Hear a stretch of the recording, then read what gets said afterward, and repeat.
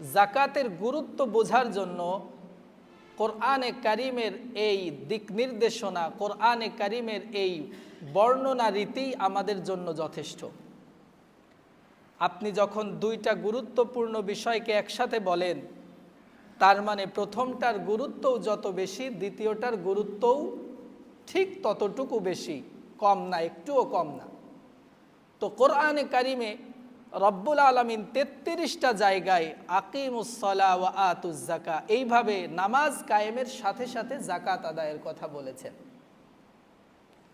আরও মজার ব্যাপার দেখেন, যাকাতের গুরুত্ব কতটুকু আমরা সেটা অনুধাবন করার চেষ্টা করি। আমরা যে সিয়াম সাধনা করছি, রোজা আদায় করছি, এই রোজা আদায়ের ব্যাপারে কোরআনে কারিমে সর্বোচ্চ 2টা আয়াত আছে। সরাসরি যদি বলা হয় একটা আয়াত, একটা থেকে 2টা আয়াতের নির্দেশনা মেনে পৃথিবীর সকল মুসলমান রোজা পালন করছি আলহামদুলিল্লাহ। আর সেখানে যাকাতের কথা 80 বারের থেকেও আল্লাহ তাআলা বেশি কোরআনে কারিমে বলেছেন। তার মধ্যে 33 বার আল্লাহ তাআলা নামাজের সাথে সাথে যাকাত আদায়ের কথা বলেছেন। কিন্তু আপনি আশ্চর্যান্বিত হবেন, আমাদের সমাজের এক শ্রেণীর মানুষেরা নামাজ পড়াকে ইবাদত মনে করে, রোজা রাখাকে তারা গুরুত্বপূর্ণ ইবাদত মনে করে, কিন্তু যাকাত আদায় করার গুরুত্ব, বড়ত্ব তাদেরকে যখন বোঝানোর চেষ্টা করা হয়, তখন তাদের মধ্যে এক ধরনের বিরূপ প্রতিক্রিয়া দেখা যায়। যদি কোনো আলেম যাকাতের ব্যাপারে আলোচনা করেন, তাকে বোঝানোর চেষ্টা করেন, ওই ধনাঢ্য ব্যক্তি, বিত্তশালী ব্যক্তি মনে করে এই হুজুরের কোনো লিল্লা বোর্ডিং আছে। কি বলেন, ঠিক কিনা? অথবা উনি এই ধারণা না করলেও উনি মনে মনে ভাবেন, হুজুরদের খায়ে দেয় কাম নাই, নিজে তো টাকা পয়সা জমাতে পারে নাই, আমার যে কয়টা জমানো টাকা আছে এগুলোর উপর নজর পড়েছে। নাউজুবিল্লাহি মিন যালিক। ভাই, আপনি কি একবারও কল্পনা করেন না, একজন আলেম, একজন সাধারণ মানুষ যখন আপনাকে নামাজের নসিহাত করে, আর আপনি যদি নামাজ পড়ে না থাকেন, তাহলে আপনি কি ওই আলেমকে বলেন যে আমার কোনো ক্ষতি সাধনের জন্য পেছে লেগেছে? আপনি মনে মনে কল্পনা করেন, হাই, আসলে তো নামাজ পড়ার দরকার ছিল, আল্লাহ তাআলার বিধান, আমি পড়তে পারি না, হুজুর চেষ্টা করব, আগামীতে পড়ব। আমি রোজা রাখি না। কোনো আলেম, কোনো সাধারণ মানুষ, কোনো ভালো মানুষ যখন আমাকে সিয়াম সাধনার জন্য নসিহাত করেন, উপদেশ দেন, তার ভয়াবহতা সম্পর্কে তুলে ধরেন, আমি যদি সিয়াম পালন করে না থাকি, আমার মধ্যে একটা অনুশোচনা বোধ কাজ করে, হাই, রোজা রাখার দরকার ছিল কিন্তু আমি রাখতে পারি নাই, এটা আমার ব্যর্থতা, এটা আমার ভুল, এটা আমার অপরাধ। ওই আলেমের প্রতি আপনি কৃতজ্ঞ হন, অনুনয় বিনয় করে বলেন, হুজুর দোয়া করবেন, অসুস্থতার কারণে, যে কোনো কারণে, পরিবেশের কারণে শয়তানের ধোকায় পড়ে রাখতে পারি নাই, আপনি দোয়া করেন, আগামী বছর থেকে ইনশাআল্লাহ রাখবো। কি বলেন, আমরা এমন বলি কিনা? কিন্তু যাকাতের মতো গুরুত্বপূর্ণ একটা বিধানের ব্যাপারে যদি একজন আলেম আলোচনা করে, আপনার মধ্যে বিরূপ একটা প্রতিক্রিয়া দেখা দেয়। মনে রাখবেন, যাকাত আদায় করা তেমনই ফরজ, রোজা এবং নামাজ পালন করা যেমন ফরজ, একটুও কম বেশি নাই। পক্ষান্তরে, প্রকারান্তরে যাকাত আদায়ের গুরুত্ব নামাজ রোজার গুরুত্বর থেকে আল্লাহ তাআলা অনেক বেশি, অনেক ক্ষেত্রে বুঝিয়েছেন। আমি আপনাদেরকে কয়েকটা দিক তুলে ধরছি। 1 নাম্বার, নামাজের শাস্তি স্বরূপ কোরআনে কারিমে শুধুমাত্র আল্লাহ তাআলা এক জায়গায় বলেছেন, মা সালাকাকুম ফি সাকার ক্বালু লাম নাকু মিনাল মুসাল্লিন। জাহান্নামীরা যখন জাহান্নামে ধাবিত হবে, তখন জাহান্নামের যে দ্বাররক্ষী আছে সে জিজ্ঞেস করবে, মা সালাকাকুম ফি সাকার, কি ব্যাপার, তোমাদেরকে এই জাহান্নামে আসতে উদ্বুদ্ধ করেছে কোন জিনিস, কোন কারণে তুমি এই সাকার নামক জাহান্নামে আসলে? ওই ব্যক্তি সদা একেবারে সরল মনে জবাব দেবে, ক্বালু লাম নাকু মিনাল মুসাল্লিন, আমরা দুনিয়ায় থাকতে ঠিকমতো নামাজ পড়তাম না। তাহলে নামাজের শাস্তি স্বরূপ আল্লাহ তাআলা কোরআনে কারিমে এতটুকু বলেছেন, নামাজ না পড়লে জাহান্নামে যাবে। সবিস্তারে বিস্তারিতভাবে তেমন কোনো বর্ণনা নামাজের শাস্তির ব্যাপারে কোরআনে পাওয়া যায় না। আপনি যদি রোজা না রাখেন, কোরআনে কারিমে এমন কোনো শাস্তির কথা উল্লেখ নাই যেটা শাস্তি বলে বিবেচিত হয়।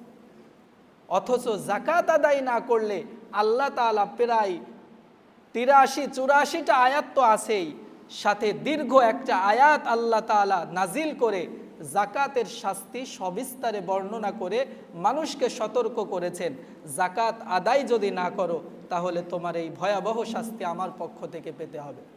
সম্মানিত হাজিরিন, এজন্য যাকাতের গুরুত্ব আমাদেরকে বুঝতে হবে। আমরা যাকাতের গুরুত্ব বুঝি না, কারণ আমরা মনে করি এই সম্পদ আমি নিজে আমার নিজের যোগ্যতায় আমার নিজের মেধা বলে আমি কামাই করেছি। কিন্তু মজার ব্যাপার হলো, কোরআনে কারিমে আল্লাহ তাআলা যত জায়গায় যাকাতের নির্দেশনা দিয়েছেন, আল্লাহর রাস্তায় সম্পদ খরচ করার কথা বলেছেন, তত জায়গায় আল্লাহ তাআলা আগে বলেছেন তোমার পক্ষ থেকে টাকা দেওয়া লাগবে না, তোমার সম্পদ খরচ করা লাগবে না, আমি তোমাকে যেই সম্পদ দিয়েছি সেই সম্পদ থেকে খরচ করো। সুবহানাল্লাহ। প্রত্যেকটা জায়গায় আল্লাহ তাআলা আগে বলেছেন আমি তোমাকে যেই রিজিক দিয়েছি সেই রিজিক থেকে খরচ করো, তোমারটা না। সম্মানিত হাজিরিন, আল্লাহ তাআলা আরও সুন্দর করে সম্পদের মালিকানা লাভের ব্যাপারে যত জায়গায় আলোচনা করেছেন, খরচ করার ব্যাপারে যত জায়গায় আলোচনা করেছেন, প্রত্যেক জায়গায় আল্লাহ তাআলা বলেছেন এই সম্পদ আমার বিশেষ দয়া, বিশেষ অনুগ্রহ, মিন ফাদলি, এটা আমার বিশেষ অনুগ্রহ। আল্লাহ তাআলা এই অনুগ্রহ, এই দয়া, এই নিয়ামত পৃথিবীর সকল মানুষকে দেন নাই।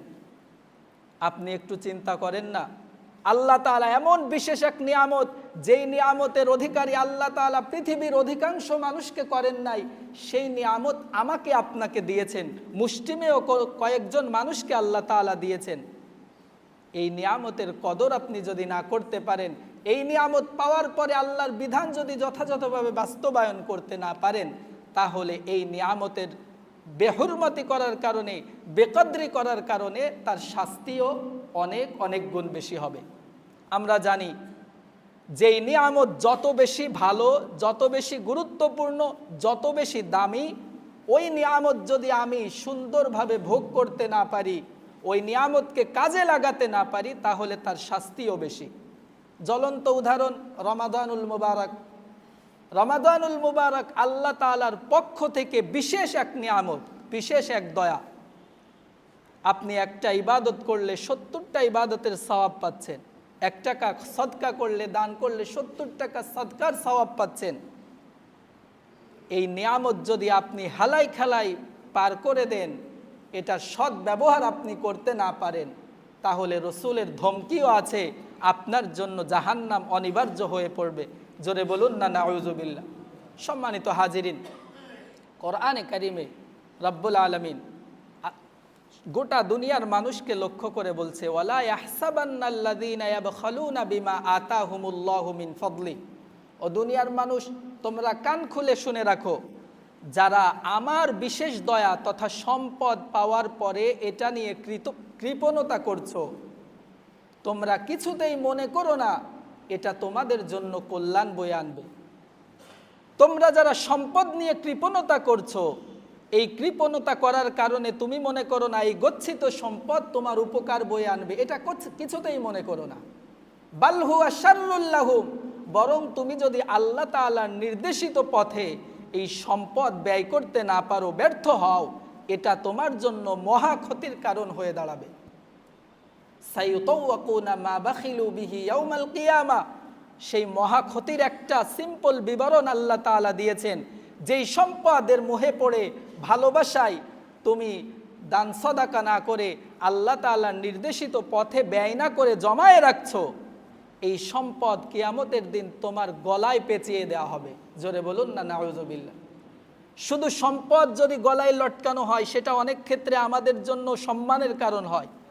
আপনার অনেক স্বর্ণ আছে, রৌপ্য আছে, আপনি সেটা বাসায় রেখে দিলে তেমন কোনো দামি মানুষ আপনাকে মনে হয় না। আপনি একটা চেন বানায় বড় করে গলায় পরে রাখলেন, এটা তো ভালো।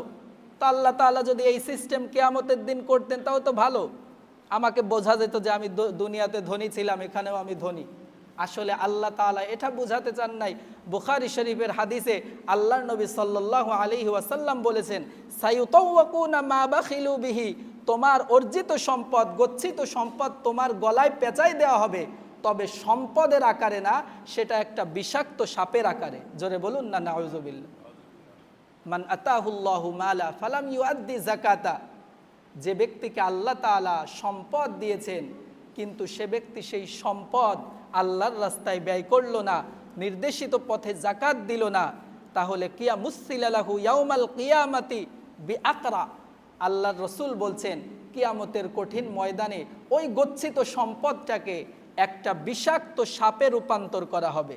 লাহু জাবিবাতান, সেই সাপের বিষধরতা বোঝানোর জন্য আল্লাহর রাসূল বলছেন তার চোখের সামনে কপালে দুইটা বড় বড় কালো তিলের মতো থাকবে।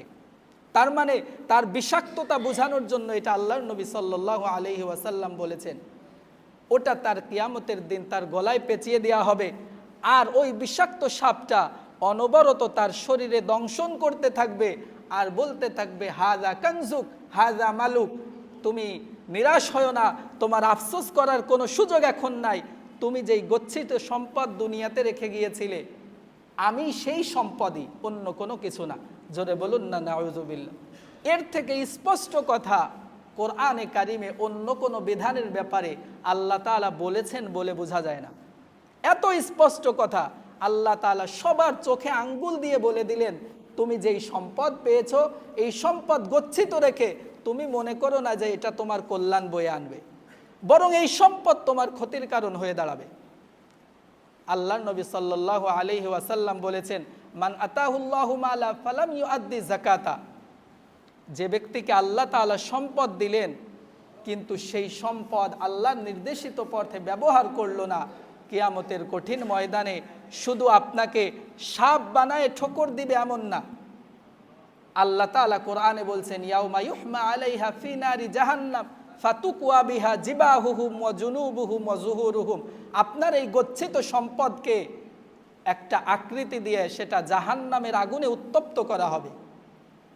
সেই উত্তপ্ত বস্তু দিয়ে যেটা আপনার সম্পদ ছিল এক সময়, সেটাকে জাহান্নামের আগুনে উত্তপ্ত করে আপনার পার্শ্বদেশে, আপনার পিঠে এবং আপনার কপালে আল্লাহ তাআলা অনবরত সেক দেওয়ার ব্যবস্থা করবেন।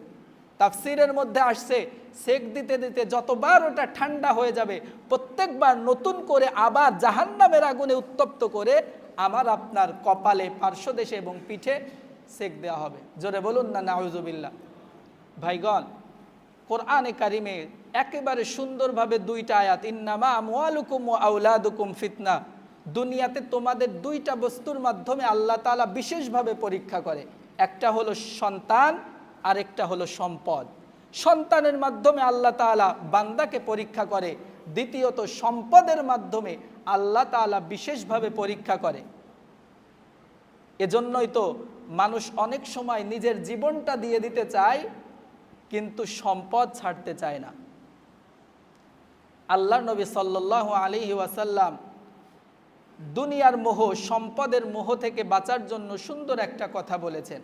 সেটা হলো, নবী করিম সাল্লাল্লাহু আলাইহি ওয়াসাল্লাম বলেন, তুমি যদি আল্লাহ তাআলা তোমাকে যেই সম্পদ দিয়েছে ওই সম্পদের পরিপূর্ণভাবে যদি তুমি হক আদায় করো, যার যতটুকু প্রাপ্য তাকে যদি ততটুকু দিয়ে দাও, ফাকাদ যাহাবা আনহু শাররুহু, তাহলে ওই সম্পদ সম্পর্কিত যত অনিষ্টতা আছে, যত ক্ষতি আছে, সব কিছু আল্লাহ তাআলা দূরীভূত করে দিবেন। জোরে বলুন না সুবহানাল্লাহ।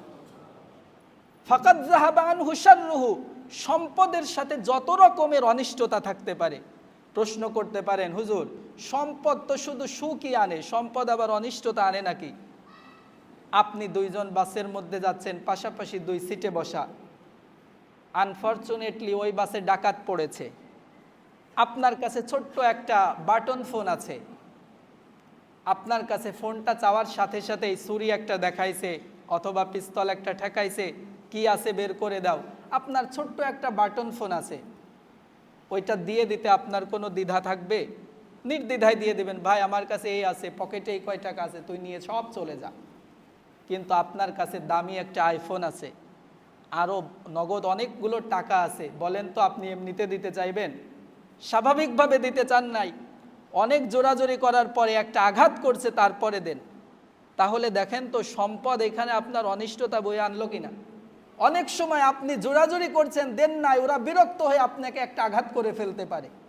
তাহলে সম্পদের যে অনিষ্টতা, এটা থেকে হেফাজতের একটা মাধ্যম হলো এই সম্পদ আল্লাহর রাস্তায়, আল্লাহর নির্দেশিত পথে ব্যয় করে দেন। আল্লাহ তাআলা আপনাকে সম্পদ সম্পর্কিত যত বিপদ আছে এগুলো থেকে হেফাজত করবেন। সুবহানাল্লাহি ওয়া বিহামদিহি। আল্লাহর নবী সাল্লাল্লাহু আলাইহি ওয়াসাল্লাম বলেছেন, দুনিয়ার মানুষ তোমরা তো সব সময় চাও যে তোমাদের যে অর্জিত সম্পদ, কষ্টে অর্জিত যেই সম্পদ, এই সম্পদটাকে তোমরা রক্ষা করতে চাও, কিন্তু রক্ষা করার যে পদ্ধতি তোমাদেরকে আমি বলতে চাই সেটা তো তোমরা ফলো করো না। আল্লাহর নবী বলেন, হাসিনু আমওয়ালাকুম বিযাকাত, তোমরা তোমাদের সম্পদ যদি রক্ষা করতে চাও তাহলে সেটার যাকাত দিয়ে দাও। আপনার কাছে 100 টাকার মালিক 2.5 টাকা আপনি দিতে পারবেন না, এটা তো আল্লাহ তাআলার পক্ষ থেকে 100 টাকা দেওয়া। আল্লাহ তাআলা যদি 50% চাইতেন, আপনি আমি দিতে বাধ্য ছিলাম না? অবশ্যই তো ছিলাম। আল্লাহ তাআলা তো 50% চান নাই, মাত্র 2.5% চাইছেন, তাও 1 বছর পরে, প্রতিদিন না। তো সেটা দিতে যদি আমি গড়িমসি করি, আমার সম্পদ হেফাজত থাকবে না। যদিও বাহ্যিকভাবে দেখা যায় আমি অনেক সম্পদের মালিক, কিন্তু সম্পদের অনিষ্ট থেকে আপনি মুক্ত থাকতে পারবেন না। আপনার সন্তানের জন্য আপনি সম্পদ গুছিয়ে রেখেছেন, কোনোদিন 1 টাকা যাকাত দেন নাই, দান সদাকা করলেও খুব কম করেছেন। যেই সন্তানের জন্য আপনি এই সম্পদ জমালেন, ওই সম্পদ কোনো কাজে তো আসবেই না, বরং ওই সন্তানও বৃদ্ধ বয়সে আপনাকে ফেলে দিবে। বাস্তবতা আপনারা মিলাই নিন। কারণ আল্লাহর নবী বলেছেন, সম্পদের অনিষ্টতা থেকে বাঁচতে হলে আপনাকে যাকাত দিতে হবে। আপনি যাকাত দেন নাই, দুনিয়াতে কোনো রকম পার পেয়ে গেলেও আখেরাতে পার পাওয়ার কোনো সুযোগ নাই। আল্লাহর নবী সাল্লাল্লাহু আলাইহি ওয়াসাল্লাম বলেছেন, ওয়াদাউ মারদাকুম বিসসাদাকা, তোমাদের মধ্যে কেউ অসুস্থ আছে, অসুস্থতা থেকে মুক্তি পেতে চাও, তাহলে সদকা করো, আল্লাহর রাস্তায় খরচ করো। আমাদের একটা টেন্ডেন্সি, আমরা আল্লাহ তাআলার সাথে একটা কন্ট্যাক্ট করি, সেটা কি মা বোনেরা বেশি করে।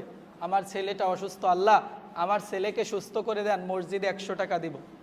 তার মানে আগে পাওনা বুঝে নেয়, এরপরে টাকাটা দেয়। এটাকে বলা হয় মান্নত করা। ইসলামী শরিয়াতে মান্নত জায়েজ, তবে এটার প্রতি কোনো হাদিস উদ্বুদ্ধ করে না যে আপনি মান্নত করেন। আল্লাহর নবী সাল্লাল্লাহু আলাইহি ওয়াসাল্লাম বলেছেন, মান্নত এটা হলো বখিল থেকে, কৃপণ থেকে সম্পদ বের করার একটা মাধ্যম। জোরে বলুন না নাউজুবিল্লাহ। যেই বখিল, যেই কৃপণ কোনো সম্পদ খরচ করতে চায় না, আল্লাহ তাআলা তার সন্তানকে এরকম একটা বিপদ দেন, আর বউতে হুট করে বড় একটা মান্নত করে বসে একটা গরু দিয়ে দেবে। তার মানে আল্লাহ সিস্টেম করে বখিল থেকে সম্পদ বের করার একটা লাইন হলো মান্নত। কিন্তু সুন্নাত পদ্ধতি হলো, আপনি কোনো একটা মুসিবতে পড়েছেন, অসুস্থতায় ভুগছেন, কেউ অসুস্থতায় ভুগছে, আপনি নগদে 5 টাকা হোক 10 টাকা হোক আগে আল্লাহর রাস্তায় দিবেন, দিয়ে এটার ওসিলায় দোয়া করবেন, আল্লাহ আমার তৌফিক ছিল, সামর্থ্য ছিল এতটুকু, আমি এই 10 টাকা মসজিদে দান করলাম, মাদ্রাসায় দান করলাম, অসহায়কে দান করলাম, এই ওসিলায় আমার সন্তানের রোগ মুক্ত দিয়ে দাও। এটা হলো সুন্নাত পদ্ধতি। তাহলে আল্লাহর নবী যে বললেন, দাউ মারদাকুম বিসসাদাকা, তোমরা কেউ অসুস্থতা থেকে সুস্থতা পেতে চাও, তাহলে তোমরা সদকা করো এবং তার মাধ্যমে দোয়া করো।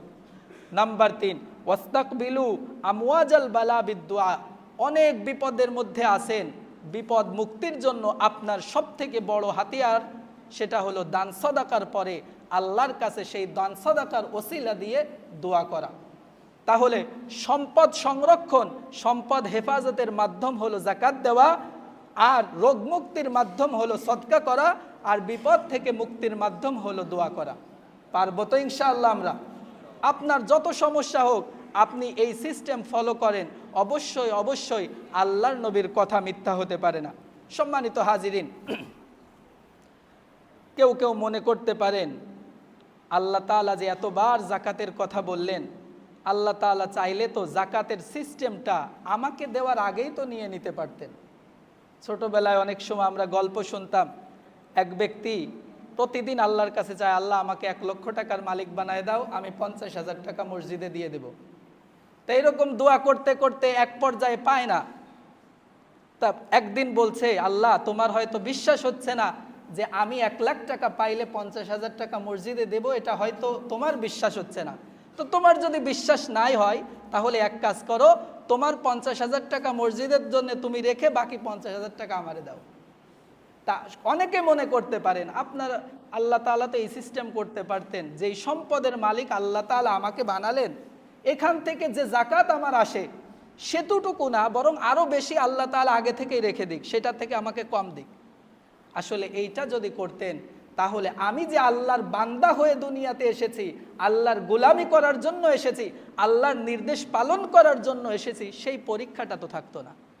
আল্লাহ তাআলা আপনাকে হাতে দিয়ে দিয়েছেন, এখন আপনার থেকে চাচ্ছেন আল্লাহর দেওয়া সম্পদ আল্লাহ আপনার হাতে কিছুক্ষণের জন্য দিয়েছেন, এরপরে আপনি আল্লাহর গোলামি করেন কিনা, আল্লাহর দাসত্ব করেন কিনা, সেটা দেখার জন্য আবার আপনার কাছ থেকে কিছু অংশ চাচ্ছেন।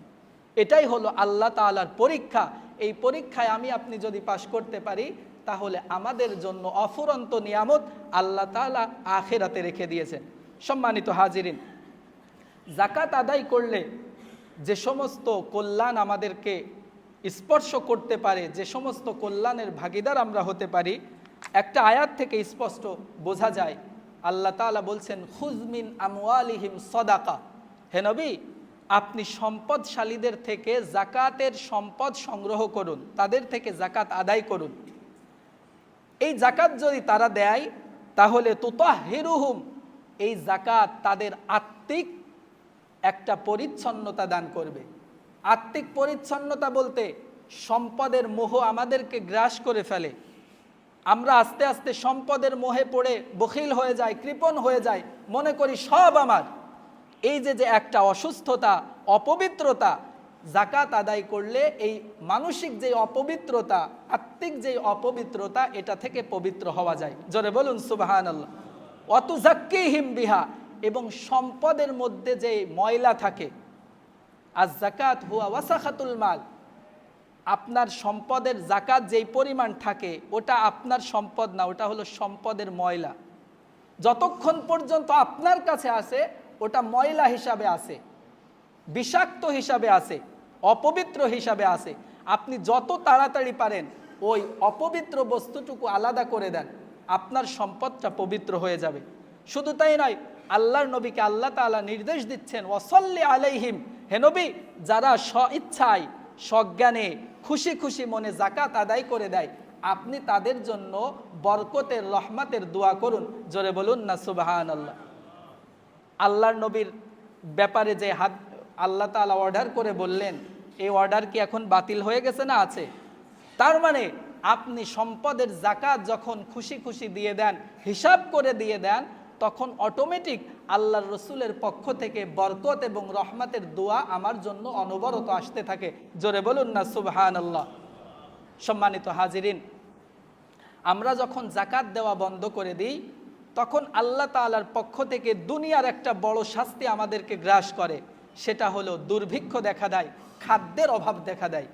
আল্লাহ নবী সাল্লাল্লাহু আলাইহি ওয়াসাল্লাম বলছেন, ওয়ালাম ইয়ামনাউ যাকাতা ইল্লা মুনিআল কাতরা মিনাস সামা, দুনিয়ার মানুষ যখন জাকাত দেওয়া বন্ধ করে দেয়, তখন আসমানের মালিক আসমান থেকে বৃষ্টি বর্ষণ করা বন্ধ করে দেন। জোরে বলুন না সুবহানাল্লাহ। আমরা জাকাত দিলে কি হবে? বৃষ্টি আর বন্ধ হবে না।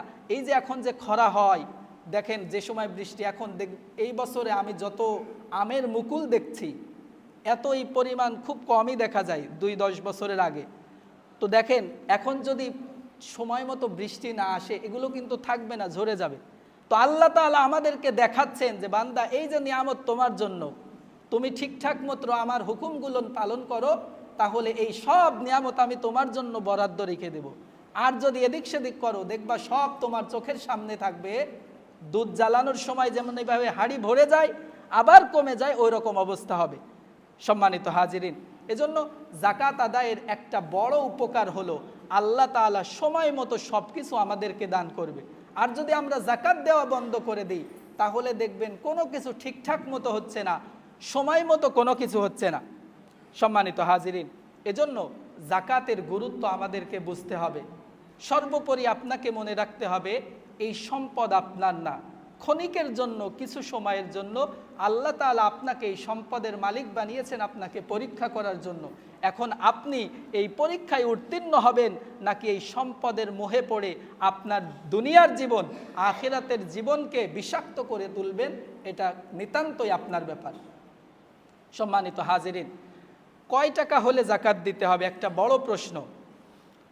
আমরা জানি গত এক সপ্তাহের হিসাব অনুযায়ী কোনো ব্যক্তি যদি ঋণ ছাড়া 2,15,000, 14,000 সামথিং, তো আবার বাড়া কমা হয় 15,000 টাকা, 2,14,15,000 টাকার মালিক যদি আপনি থাকেন, সব কিছু বাদ দিয়ে যে আপনার 2,14,15,000 টাকা গত রমজান থেকে এ পর্যন্ত আছে, মাঝখানে চলে গেছিল ঠিক আছে, আবার এই রমজানে হয়ে গেছে, এই টাকা আপনার পারিবারিক কোনো কাজে ব্যবহার করতে হয় নাই, তাহলে আপনার উপর যাকাত ফরজ। আপনি যেই সম্পদের মালিক হবেন তার 2.5% আল্লাহর ওয়াস্তে যাকাত দিয়ে দিবেন। অনেক সময় আমরা বড় একটা ভুল করি, সেটা হলো যাকাত দেওয়ার ক্ষেত্রে মসজিদ মাদ্রাসার বিল্ডিং করে দেখলে যাকাত আদায় হবে, যাকাত আদায় হবে না। অনেকের অন্তরে একটা হিট লাগে, কি বলেন হুজুর, আমি মসজিদের বিল্ডিং করে দেব, আমার যাকাত আদায় হবে না? না, যাকাত এটা আল্লাহ তাআলার বিশেষ একটা বিধান, এটা বান্দার সাথে সম্পৃক্ত। আপনি যাকাত দিবেন, কোনো ব্যক্তিকে মালিক বানিয়ে দিতে হবে, কোনো স্ট্রাকচার, কোনো প্রতিষ্ঠানকে যাকাত আপনি দিবেন না।